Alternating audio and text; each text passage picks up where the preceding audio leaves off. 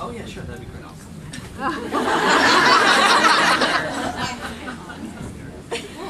Get this out of my... Hi. Welcome. I'm the moderator for our discussion with Dean Armstrong. No. When you used to weigh 119 pounds, this was okay.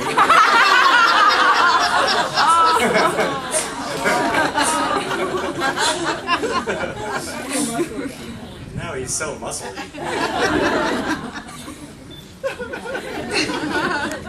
You're too much for me, you're too muscly. Hello, are we supposed to just start? Yeah, I think so. Oh, okay. We did start. I guess we did start.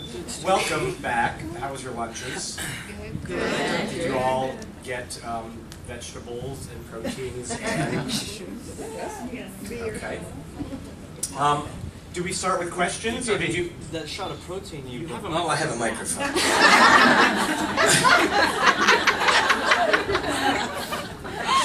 I did. Holding on to it. I hope they can hear me. Seems like a big room to just talk. That's what she said. Can you maybe move to the higher chairs or something? Maybe? Oh. Okay. Hello, people in the back. Hi. Come over here. Stereo. Now there's room.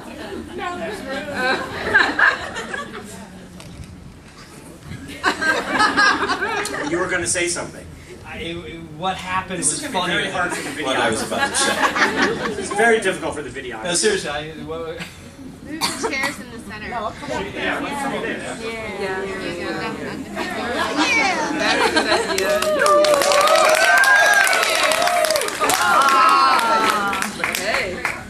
There you go. I planned it that way.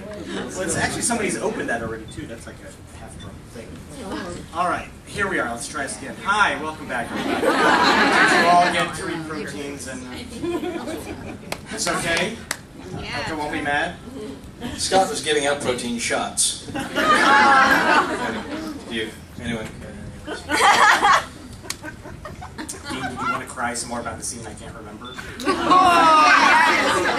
What scene was it? Fill the people in who were not privy to this. There's an awful rumor floating around What is the awful rumor floating about a around? scene that may or may not have The scene happened. happened! May or may not have been forgotten. He so strongly opposes the possibility of this in existence. I actually think it may have been a dream now. No, we had, and as I had prefaced a little to most fans' knowledge, Scott and I actually did have a sex scene that never made it into the series. And when I brought it, I know, right? That's the weirdest reaction. But what's worse? What's worse than the fact that it didn't make it into the series in season 4, which is when it took place, I'm telling you. What's worse than it not making it into the season was the fact that he couldn't remember it happening at all. If the show didn't need to remember it, neither do I. No. Wow. What about us? I really don't. I mean, I have memories of certain scenes with you in this capacity, but I don't remember what, because I would have been very upset, I'm sure, if after having gone through all that trouble. You were tossing me around like a rag doll. Of bending you to various positions that they did not include that scene, I would have been rather upset. I don't know. But you said it was because Uncle Vic died and they felt like us having sex like while Uncle Vic was dying. So in the 4th season, when Blake finally comes back and is a part of the show kind of again, we get close, and I shouldn't have allowed that to happen. It was a terrible thing. As his counselor and the one making contributions to his recovery, the fact that I would allow this to manifest was very problematic. But it was kind of a I was letting him go sex. It inspired Disney's Frozen. Much like our relationship today. Frozen. But you know, it took place. It was one of our last episodes together in the 4th season, and it was the episode when Uncle Vic died, and the scene would have been, spoiler alert, the scene would have been back to back with his funeral, and they made. At least that's what the producers told me. They said, you know, we just felt. They might have just like had us film it for their own. Too. Or it was just really terrible. Maybe we were really awkward or something. I don't could have been. Because I thought we were so fluid. We always practice safe fake sex. Always practice safe fake sex. Yeah, I mean, I don't recall too many things we ever shot in the entire 5 years that didn't make it into the show. Oh, I'm glad he said that at the Because- end of that. I don't really remember working with you, Dean. Oh no, I You remember. keep telling me about I it. remember working with you. It's all coming back to me. No, for reals, as the kids say. I think there was. I don't recall too many things because Showtime was on a rather tight budget with us, and I don't remember. They would not have wasted money shooting something that they did not use. It exists somewhere. It exists somewhere. Well, this is something that people. This will be the new digging up King Tut's tube. Someone did that. Whoever can find the lost sex tapes of Ted and Blake will win some. Schmidt and Wozzecky. Win some. Is there any other things you want to tell? Anything else I forgot? Anything else that you... Well, there were a couple of nights. That you forgot, clearly. Dean was always a very supportive person during my time here in Toronto. In what capacity? What does that mean exactly? You were, you were helpful when I needed to move things. You had a car, things like that. Yeah. Let's start with some Yeah, questions. let's get ready. We'll take it to you guys. Are there any questions? Things people want to know? Yes, hi. Well, actually, I wanted if you could talk a little bit about your time with Elephant Man. My time with Elephant Man? It's just something, a nickname people would call me. I would pull my pockets out with my pants. I would pull my fly down. He has and the I would- special underwear. Yeah. So I helped Scott with the audition. He thought it was a different show. Really. It was a variation of Puppetry of the Penis. I called it the Elephant Man. With a comma in the middle. Exactly, I did. That's what. Elephant comma man. Mad. It was almost as good a time as that. No, it was an incredible experience. Felt very fortunate to get to do something that I kind of lucked into doing in a lot of ways because I just did it as a 2-week play up in the woods in western Massachusetts, and that ended up, because of having Bradley Cooper in it and Patricia Clarkson and other wonderful actors, and Scott Lowell. And Scott Lowell. He's okay. That it got to go to New York, which I had never worked in New York before and always wanted to, so got to be on Broadway with that, and completely out of the kindness of Bradley Cooper, we all got to go to London with it because the producers just wanted to take the 3 leads, and then they would get some British folks to do the show over there, and he said, no, absolutely not, everybody's going with her, I don't do it, and so it's the kind of guy he is. He's super sweet, super kind, he's very intense, perfectionist, extraordinary artist, and so it was just a complete joy to get to do it, and it's a beautiful play, and I don't know what to say. I mean, it was really, I felt very, very, very lucky to get to do it. Very, very fortunate, and to spend the summer. I enjoyed seeing it. He was so mad because he didn't give me enough notice to get him a ticket to the show, so he didn't get to see it. I enjoyed it from the street. Yeah. With my ear up against the stage door. I probably could have snuck you on, Yeah. put a costume and just thrown you on stage and I'll dress you in black and we'll march you across the stage.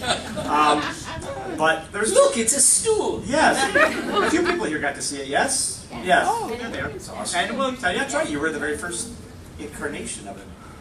We had a seat next to us. Back there. Yes. So I mean, you all liked it, right? We did okay. Yeah. We were very nervous going to do it in London because it's a British play, and in New York you can get away with some things, but we were all a little nervous how our dialects would go over in London. But they were very kind to us. They didn't throw things or anything. So, but it was a really wonderful experience. It was a great way to spend the summer, especially marching through London. And I will say this too, like the difference, like how they treat actors in London on stage is very different than in the States, I think. I mean, you're kind of treated like royalty a little bit more, and you get free admission to all these private clubs. Yeah, it's really cool. That was great.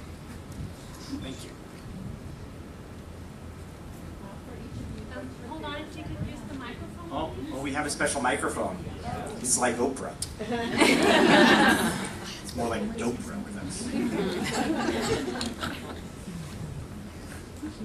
Hi. My Hello. question for each of you is, what's your favorite memory on being on Periscope? Yours probably involves me. And then I won't remember it. Most of the show. He's so happy.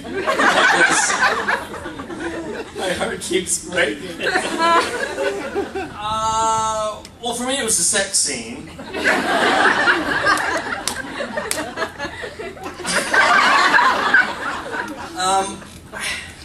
Well, we had I was really. I felt very lucky to have happened into this particular role in this show. Frankly, because of the opportunity to work with this guy. You know, if I could have picked anybody, it would have been him. And, always challenged me to be present and to be honest and authentic. And it's very easy working with Scott. He's a very, very giving actor. So there's very little that I didn't enjoy or like about the experience that we shared together on really a wonderful journey over those 5 years. But you know, we did have our first meeting was interesting because you know, like all film and television, you're dropped into the world and you're meeting your husband or your wife or your son or your daughter or your brother, your sister, your mother for the first time, and you know, all of a sudden all of those years are to be created in the lovely illusion world of filmmaking. And you know, Scott and I, our very first scene together was in his apartment, and we have our first kiss scene in his apartment. Just before I try to kill him.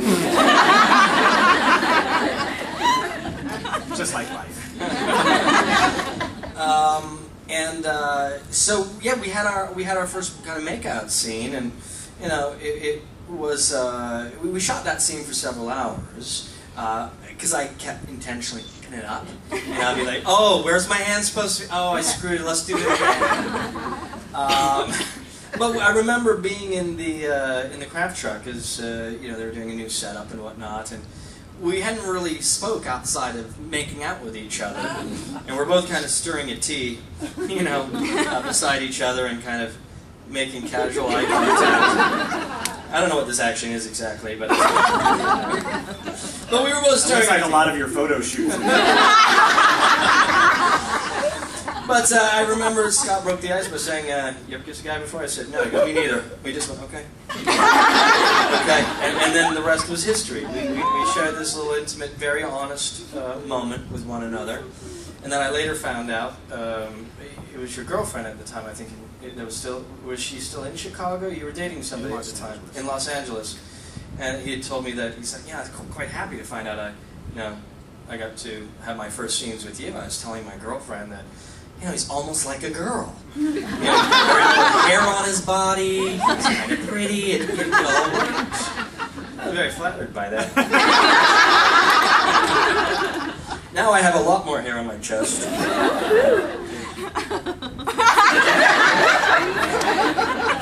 Like where?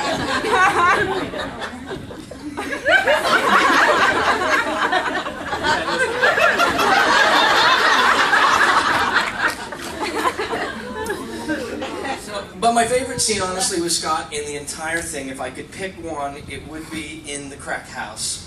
When I'm on that mattress, and he comes down and is so gentle with Blake, and of course I was lying in a pile of my own vomit, and yet he still chose to kiss me, and it was a really beautiful scene. That was kind of Blake's death scene, right? Like it was to mirror La Traviata, the story of the prostitute that dies in La Traviata, but of course Blake doesn't, and he kind of gives him a new shot, a new chance at life. And that was a challenging scene. You have a microphone. Challenging scene. you had some differences with the director, I think we can say on that, which is okay. We can get to that. Yeah. But so that was challenging. That you were able to deliver despite That's true. having challenges was quite. Yeah. All right. So we'll tell the story. We'll tell the story. Go. Yeah. What we're here for. So I did. I had some differences with the director of that episode, and it can be challenging working on a series for in the first season of Queer as Folk, 22 full-hour episodes. I mean, you just don't see this; it's unheard of today. And you work on developing a storyline. From Blake was in the pilot, and he was in right to the end of the first season. So you're kind of going on this journey, and you've got episodic directors that are kind of just dropped into the show. You have multiple directors over the course of those 22 episodes that have an idea about that particular episode, but the show hasn't even aired yet. They can't really even do their homework unless they went back and read the scripts or whatever it might be. But this is the opportunity that the director has to engage in discussion or to trust the actor, trust that they've made a commitment to their homework and done due diligence in context of storytelling. So this wasn't the case with me because this director had a very specific idea of how the state Blake was in at this juncture. And as you all know, Blake in every other preceding scene was high, he was in a hospital coming out of a coma, I mean he was up a lot, on the floor, passed out, and I had this cool body cam that I would often wear on like a tripod that was a harness, and wherever I would go, this camera would be like right on, kind of like Requiem for a Dream kind of stuff. We called it the doggy cam. We called it the doggy cam, that's right. And so a lot of intense scenes, and so we've arrived at this particular point, and I love to work from a very physical place. As an actor. And,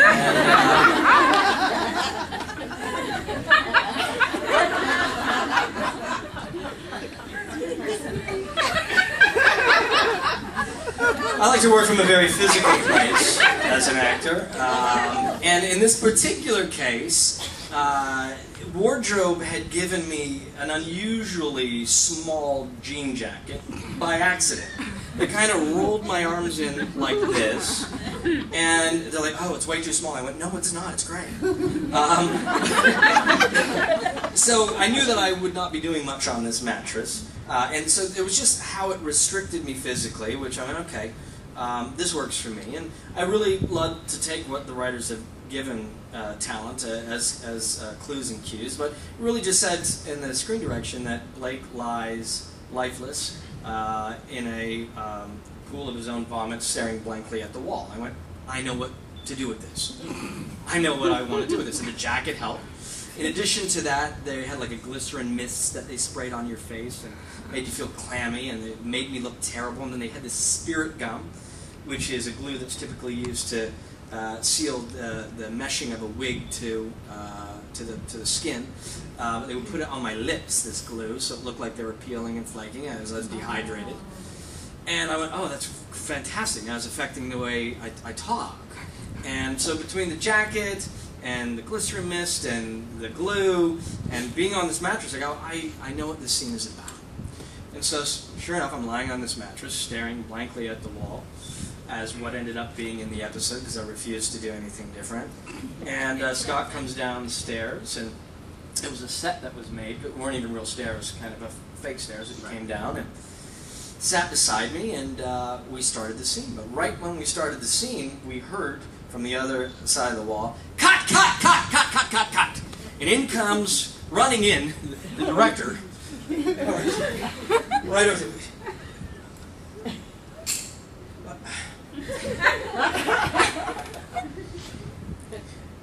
What are you doing? And so I'm, lying there on the mattress and very much in my world and not wanting to come out and have an intellectual conversation about the choices I've made. So I'm there and I kind of look up at Scott, and Scott goes, and I looked at him and I said, the scene? He goes, no, because I got friends that have been on Crystal before. I know exactly what they're like. I know what they're. I mean, did you even see him? How did you see him? Like when he sat there, how did you even know it was him? Maybe you're gonna be raped or something in that moment. You don't know. You don't know what's gonna happen. Why didn't you jump? Why didn't you freak out? Because you're on the set. And he's going off like he's just done some Crystal. And I went, well, I don't see it like that. And he was very frustrated with me. And, went off set, and, we did the scene, and then finally he came back a little later on in the scene. He goes, okay, great, we've got that. Now let's do one more where. And I went, okay, sure. And he left, and I looked up at Scott, and I went, I'm not changing it. Scott goes, I wouldn't change it. It's good. So I did it the exact same way again, and it freaked me out, frankly. So the next day, because it's a big scene. Very big. So the next day, I rushed into the production office when I arrived, and I asked to see Ron Cowan and Dan Littman and Sheila Hawken, and say, look, I want to talk to you about a scene that we shot yesterday, and are there any dailies? Can I see any of the work? Because I'm really nervous about how this turned out. I thought maybe I really fucked it up. And so I was able to take a look at some. I remember being in the room watching some of the raw footage with Ron and Dan and Sheila, and Ron's crying. He's watching, he's crying, and he's like, I don't know what you're talking about. This is exactly the scene. I went, well, you know how hard it was for me to get this scene? And he got very angry, and then David kind of got a little bit of trouble, and then David really didn't like. David's never hired me to do it. But yes, so that was a story for that scene that I love so much. Yeah, and it's on a series when you're one of the leads on the series, and when you're a regular on the series. The directors that come in, and we ended up having a really wonderful stable of directors. But especially in the first season, there was a lot of directors who were kind of being tried out. You may notice there's some directors who you saw directed one episode and they never came back again. And that's because we were an American production coming up here. 99% of our directors were all extraordinary Canadian. Mostly like independent film directors, not even television directors, a lot of them. Which is kind of the look we wanted for the show. They wanted it to look, each episode to look like a little independent film rather than a TV series, which was kind of new for a TV series at that point in time. But so the directors would come in, and they, for the people who were, for the leads on the show, for the main 9 of the show, they kind of trust you that you know the characters better than they do, and they kind of would bow to you a little bit more and bow to your expertise. So it's always hard for guest cast, and especially for the first season. I mean, you never knew how many episodes you were coming in for or not. They didn't know, and quite honestly, and again to Dean's credit as well too. Blake was not supposed to be, I don't think originally as conceived, such a big part of the show as he was. But because I put a good word in for him. Scott's character was supposed to die, like in the British series. And then they went, oh, but that Blake character is so interesting. How do we keep him around? Oh, we got to keep that character alive. So sad. So you're welcome. So sad. Thank you. But they saw what Dean and I were able to create, and with these two characters, and wanted more of that. And it was actually Russell T Davies who created the British version of Queer as Folk, who originally killed my guy off. Said first oh, good job keeping around, but then also had said, that's a really interesting dynamic there and something we should keep exploring, and so they did. But so for Dean, this is a long way of getting to my trying to pay Dean a compliment, which is rare. Very rare. That directors, because they want to direct, they will generally, I don't want to say pick on, but they'll feel they have opportunities to direct guest cast more than they do the regular members of the cast. And so that can be tough, and it's also hard for a guest cast to kind of come in. They don't have the regular rhythms that we all have from being there every single day and all that stuff. It's a tough thing, and it was a tough scene. And so to have a director with a very strong opinion, which he's entitled to, but to have a very different opinion than you do, and to stand your ground and not just say like, oh, I just want to keep this job, I better just kind of do what they want me to do, was very brave. And I think it's one of the most beautiful scenes certainly in the arc of these two characters, but in the whole season too, the whole series too. So it was a good thing that you did that, and it was a very brave day, and a very important day. I think it was a good day for you too to kind of feel like I own this dude now. Yeah. Like I own this character, not the director, because as he said, he's never worked with him again. But no, that you really I think took hold of the character there, and he really became yours. So that's for Dean. That's it. That's all you get though. That was it. Oh, was I? Oh, my happy. I truly have so many, and I'll say very much so with me too. Like the first scene I had with Dean, is a very strong one in my mind as well, and a very happy one, because there was a lot of anxiety for me for having taken this show on, and I had gotten it was 2000, and as I've mentioned many times, there was entire talent agencies that would not send their actors in for this show. It was still a very taboo kind of thing for straight actors to be playing gay roles, or gay actors to be playing gay roles. For there to be gay roles, period, was just kind of, it was a risky thing, and I had gotten, advice not to, that I ignored. And as well as, I've talked about in the past too, just my own personal, the questioning part of the brain. I was like, oh God, well, what if I like it? What does that mean? I've never done this before, and I'd never done an on-screen kiss. Never mind a man-on-man love. But there was a lot kind of wrapped up in it for me, and it was nice that they found a little hairless Chihuahua, rather than a big burly bearded guy for me to make out with. And it was very easy to kind of throw the switch in my brain, because he is and was very pretty, in his way. And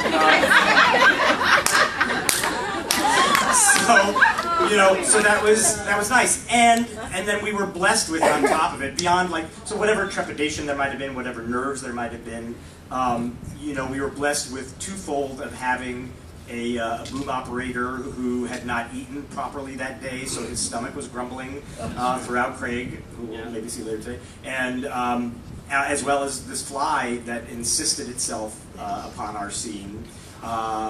For the however many hours we were there, this fly would not leave, and would periodically, we'd be having these longing looks, and this thing would just be like,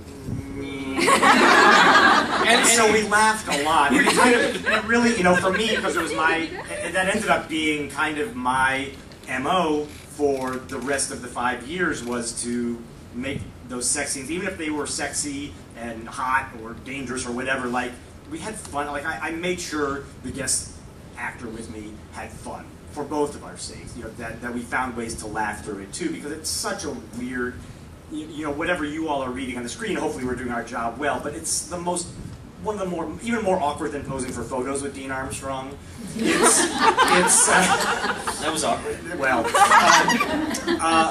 it's just very weird and an awkward thing to do with someone you hardly know, and all your friends are around you with cameras and things, and so if you can laugh through it, and it just helps it all so much to break the tension. And so being that was my first experience on the show in so many ways, with that, to share it with Dean and the fly and Craig Baker's grumbling stomach, was wonderful, and something I look back on really, really fondly.